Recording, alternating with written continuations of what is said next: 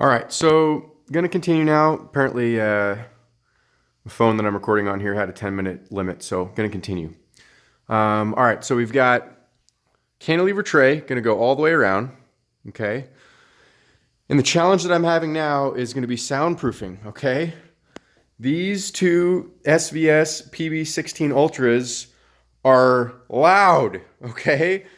They have so much bass, it shakes the entire house. And I don't think there's going to be any way of, completely isolating the low frequency that this pair of subwoofers can put out. Okay, everybody talks about soundproofing their house and this and that. I'd love to see all the systems that everybody has videos on, trialed in the real world with a couple of SVS PB16 Ultras. It'd be very interesting, and I'd love to know what an actual STC rating in an actual home does with sound isolation of a pair of massive subwoofers that have insane output, okay? So my conundrum now is how to soundproof, and I know the first thing that's going to be an issue is the ductwork, all right? And I'm simply not going to move the ductwork. I'm not going to put and that's going to be a problem, I know, but I don't want to have to move the ductwork. And the good news is, at least, is that the duct that is going to pick up basement sounds, at least those sound waves have to travel all the way down to, the central area, and then the sound waves would have to go over and then go all the way back down this other one into the room above, okay? So, the direct sound waves through the ductwork, I think, is at least going to be minimized because there's long runs. And it's kind of a similar thing over here. Ductwork sound waves are going to go in here, over to the main one, and then those sound waves are going to have to travel over all the way and then down to these two ducts that are going to go up above. Okay, so I'm not going to move those, and I'm not going to remove these two ducts from the basement area because I don't want to do radiant heating down here. It's an added cost, and then to take those ducts out, I know that would be a first step for soundproofing, but I just don't think that I'm going to do that. But knowing that said, I don't know if I have now shot myself in the foot by doing a cantilever tray ceiling, because now I can't necessarily do, straight walls of 5/8 green glue, 5/8, up to then ceiling of 5/8 green glue, 5/8. How am I going to do drywall and soundproof with the cantilever tray? Am I going to see if the drywall people can do 5/8 green glue, 5/8 on each of the, components of the cantilever tray? And then the second thing that brings me to is, what would be the best way to soundproof in between the joists here, okay? I've got a bunch of rock wool, but it's 3.5 inch thick rock wool. Those joists are, it's a 9, 10, 12 inch joist. So what should I do? What would be the best to put in that space? Now, I guess I could start with, doing some 5/8 rock and green glue in each of those spaces, but that just sounds like way too much work. Cutting, sheetrock and putting in each of those spaces up against the subfloor, which, by the way, the builder obviously just did subfloor and then put hardwood flooring right on top of subfloor, because I can see the nails coming through where they are, shooting into hardwood flooring above. And so I'm trying to figure out what's the best way. And so do I do some open cell spray foam in that entire space? Will, a single layer of 3.5 inch rock wool work?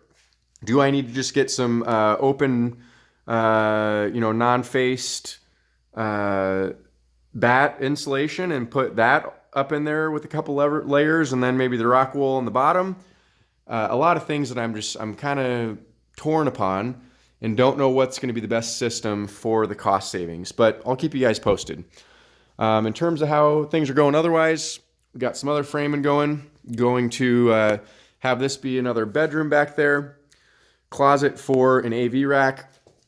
I just built this wall to start, okay, but I'm going to have to cut this 2x4 out, build an actual frame depending on whether I want to put a dedicated AV rack in this space right here or whether I'm just going to build my own rack framing for all my AV components, but that's to be determined. So And then obviously other unique framing challenges in my basement finishing project were, we've got a ton of other crap here in this basement. And so I had to drop down the ceiling in this entire room, in addition to building, this wall here, that wall there.